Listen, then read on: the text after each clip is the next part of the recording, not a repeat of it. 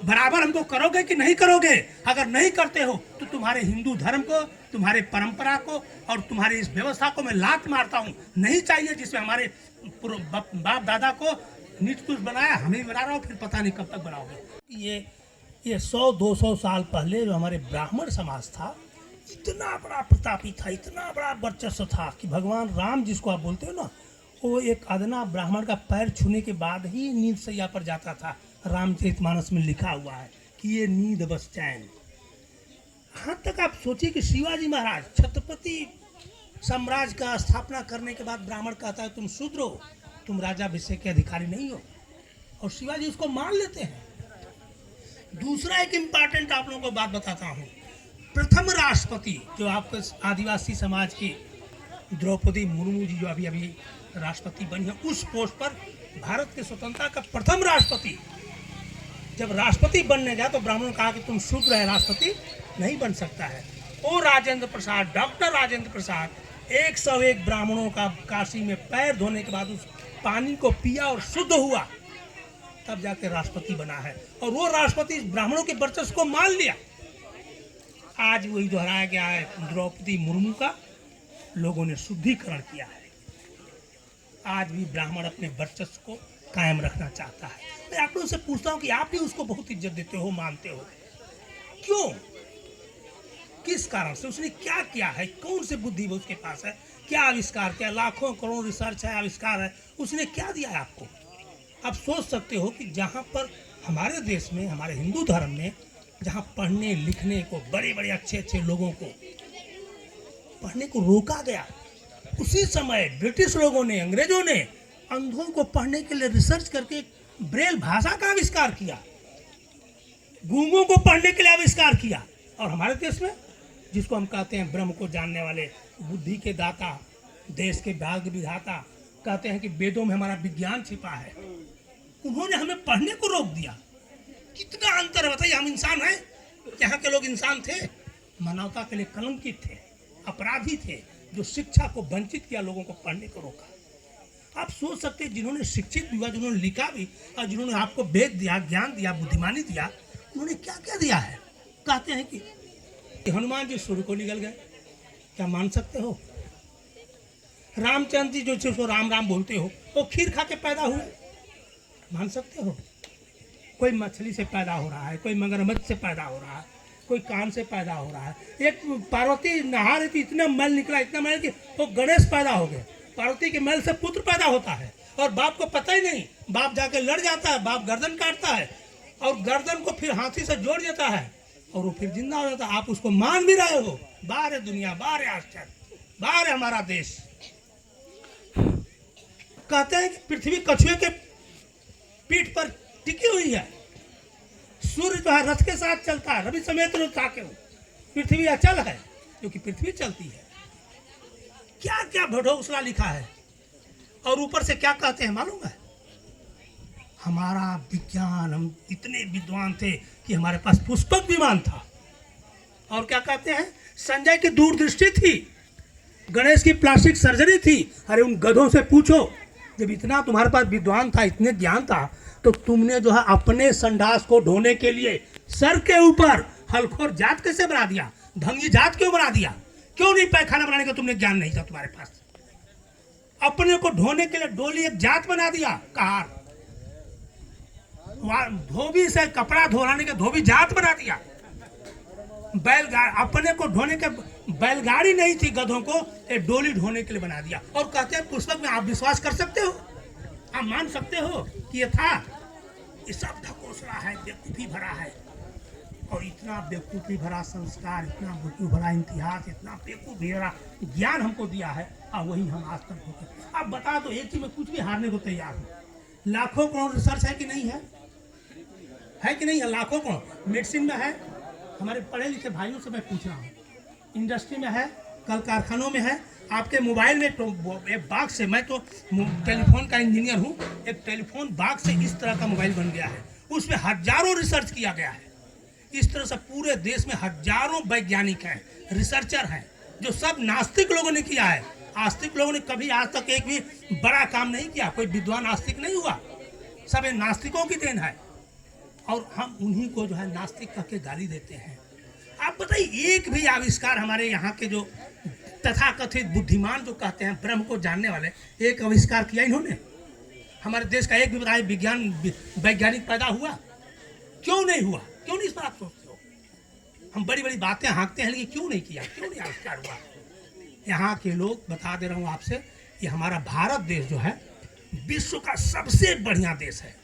ऐसा देश विश्व में कहीं नहीं है। यहाँ पर हजारों लोग, सैकड़ों लोग कम से कम 1000 साल से यहाँ आते गए, बसते गए, रुकते गए, चलते गए, निकलते गए, और जो वही बचे। पूरे देश में, पूरे विश्व में आदिवासी दिवस है। हर जगह लोग वहाँ के ओरिजिन लोग हैं। और देखिए, बता दूं आपसे, ये मुश्किल से 1000 साल, 500, 200 साल सब लोग घुमक्कड़ थे। कोई अस्थायी जगह कोई नहीं रहता था। जो जहीं गया वहीं घूमता गया, जहाँ अच्छा जगह मिला बस गया। हमारे देश में बहुत से लोग आके बसे हैं, रहे हैं। ऐसी भौगोलिक स्थिति कहीं नहीं है। आप देख लो, एक तरफ से हिमालय की पहाड़ी है जहाँ की 12 महीना आपको पिघला हुआ पानी करके, इस देश में 12 महीना पानी मिलता है। कहीं कहीं तो पानी नहीं है।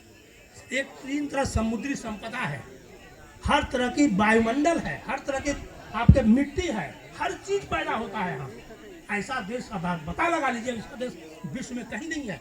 खुद इन्होंने माना है कि इंडिया ऐसा भौगोलिक दृष्टि से देश कहीं नहीं। लेकिन यहाँ के लोग सबसे कूप, मंडूक, बेवकूफ़ लोग हैं, जो दूसरों को बेवकूफ़ बनाने के लिए, दूसरे इंसान को हलवा पूरी अपने खाने के लिए दूसरों को बेवकूफ़ बना करके रोजी रोटी और धंधा चलाया है।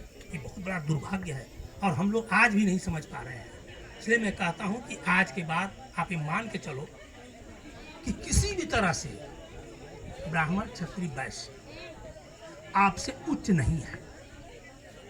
हम गलत धारणा लेके बैठे हैं और आज भी हम मानते जा रहे हैं। आज भी उनको हम पलगी करते हैं। आज भी बता रहा हूँ, उनको हम इज्जत देते हैं, मान सम्मान देते हैं। आप देखिए कि शूद्र का मैं क्यों कहने जा रहा हूँ, क्यों आपके दिमाग में गलतफहमी निकल जाए। एक मानसिकता आपके दिमाग में भरी पड़ी है ना कि हम ब्राह्मणों से नीच हैं, दुष्ट हैं। ये निकालना बहुत जरूरी है। जब तक ये रहेगा तब तक आप आगे नहीं बढ़ोगे, आपका मनोबल नहीं बढ़ेगा, बच्चों का मनोबल नहीं बढ़ेगा।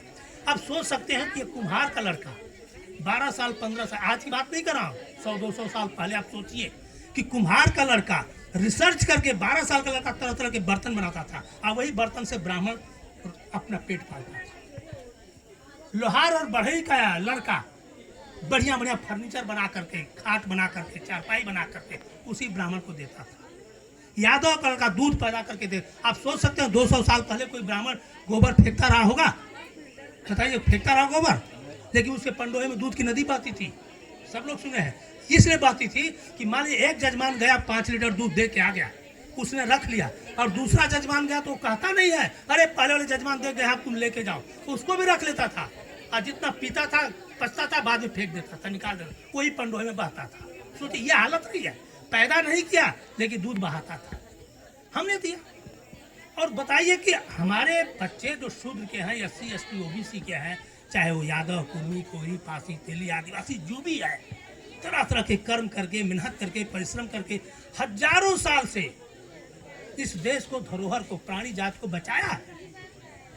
आज जो कुछ धरोहर है शूद्रों की देन है, शूद्रों के कर्मों का फल है। ये शूद्र ही ईमानदार है, परिश्रमी रहा है, आपको कर्मठ रहा है, कभी ढोंगी पाखंडी नहीं रहा है। इस देश का हृदय रूपी धड़कन है शूद्र। उसी को निठल्ला परजीवी जिसको हमने पाल दिया, वही हमको नीच बना दिया और हमने मान लिया। दुर्भाग्य रहा, हमने मान लिया उसको कि हम नीच हैं, दुष्ट हैं। भाई साहब, बहुत बड़ा कलंक हम लोग के माथे पर है। हिंदू धर्म में पैदा होते ही आपके माथे पर एक कलंक लग जाता है कि आप नीच हो, दुष्ट हो, ब्राह्मण से। उस कलंक को आज तक हम लोग छिपाते आए हैं। सही बात है कि नहीं छिपाए?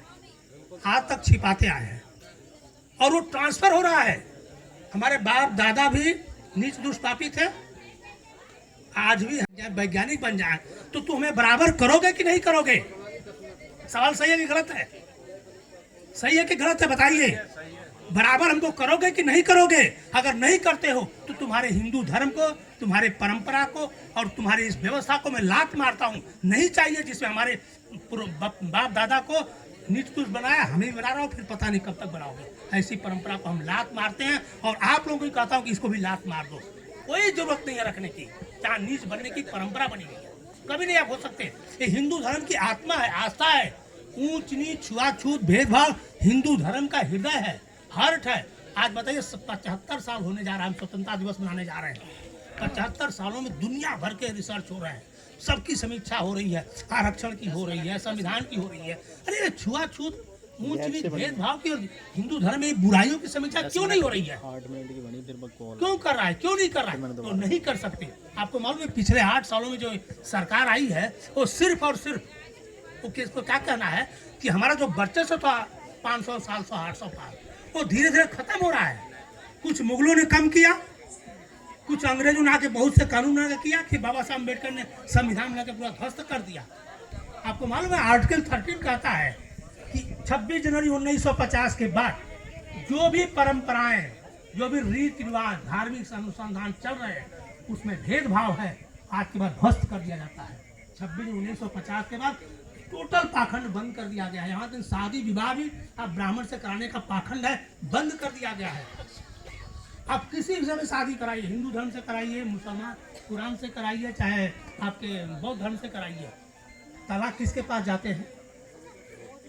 तलाक तो कोर्ट के पास जाते हैं ना, कि पंडित तलाक दिलाता है। तो जब कोर्ट से मान्यता हो, शादी भी कोर्ट की ही मान्यता है, सिर्फ कोर्ट से शादी होनी चाहिए।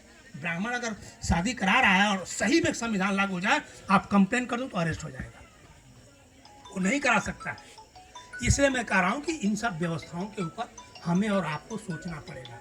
दूसरी चीज अगर बता रहा हूँ, जो इंसान, आपको भी कह रहा हूँ, आप अगर मीना हो और सोचते हो कि हमसे जो है भंगी है, हलखोर है, नीच है, तो आपके लिए हाँ, हिंदू धर्म में जो इंसान अपने आप को जात से उच्च मानता है और दूसरे को नीच मानता है, उसको इंसान में मानता ही नहीं।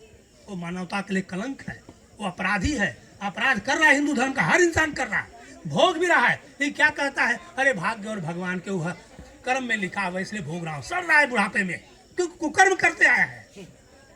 लेकिन क्या कहता है? अरे सब भगवान की देन है, परंपरा है। सड़ रहा है सब। मैं देख रहा हूँ भाई, बड़े बड़े अच्छे अच्छे लोग 50 60 70 पौधे खाट पकड़ लेते हैं, जाके अस्पतालों में देख के सब साले वही सड़ रहे हैं, मर रहे हैं, लेकिन अपने मानसिकता को नहीं बदलेंगे। अरे बदलो मानसिकता यार। एक इंसान, आप सोचे कि एक आदमी कहता है अरे चमार नीच है। अरे कैसी मानसिकता तुम्हारी है कि कह देते हो कि आदिवासी नीच है? नीच कोई होता है क्या? जो नीच बनाता है उसकी मानसिकता नीच है, वो नीच है। हम नीच नहीं है, जो बना रहा है वो नीच है, वो पापी है, वो दुष्ट है। इसको बदलना पड़ेगा, आपकी मानसिकता से बदलना पड़ेगा। एक चीज और आप लोगों को बता देना चाहता हूँ कि मैं आपको बोल रहा था इस पर,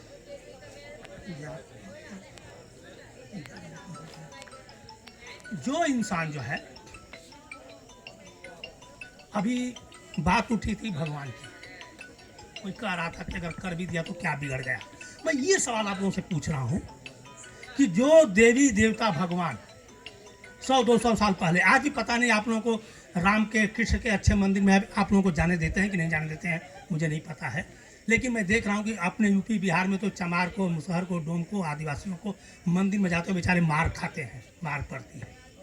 जो देवी देवता भगवान, देखिए मैं ध्यान से बोल सुनिए आप लोग, मैं क्या कर रहा हूँ, माता बहनों को भी बोल रहा हूँ। बहुत अंधविश्वासी पाखंडी हमारी माता बहनें होती हैं, अगर पति कहता तभी उसकी बात नहीं मानती, अपनी जिद पर अड़ जाती हैं, इसलिए पाखंड ज़्यादा फैलता है। इनको पहले सुनना पड़ेगा, समझना पड़ेगा। अगर पति कहता तो उसकी बात को मानो, तभी परिवर्तन आएगा। मैं ये सवाल कर रहा हूँ आप लोगों से, जो देवी देवता भगवान इंसान के छूने से अपवित्र हो रहा है, क्या वो भगवान हो सकता है? मैं क्या सवाल पूछा आप लोग सुने नहीं? जो देवी देवता भगवान इंसान के छूने से अपवित्र हो रहा है, लिखा है शुद्ध नॉट अलाउड, अगर कोई गलती जाता तो मार पड़ती है, क्या वो भगवान हो सकता है? आज देखिए, आज विडंबना है कि वही भगवान जो हमारे छूने से अपवित्र हो रहा है, आज बेहया की तरह हमारे घरों में घुस रहा है। घुस रहा है कि नहीं घुस रहा है? ऐसे बेहया भगवानों को लात मार के निकाल दो जो हमारे छूने से अपवित्र हो रहे थे। मैं डंगे की चोट पर कहता हूँ, ऐसे भगवान को हम नहीं मानता जो हमारे छूने से अपवित्र हो रहा है, और हम दर्शन करें तो हमारे ऊपर मार पड़ी है। आदिवासियों को ही बोल रहा हूँ, थोड़ा सा वैज्ञानिक सोच, वैज्ञानिक प्रवृत्ति आपके दिमाग में लाना पड़ेगा। यही कहते हुए मैं सोचता हूँ बहुत टाइम हो गया, लोग जाने वाले भी हैं, और मैं इस आदिवासी दिवस पर और साथ साथ जो है विश्व मूल निवासी दिवस पर भी आप सभी को शुभकामना देता हूँ। जय भीम, जय जोहार, धन्यवाद।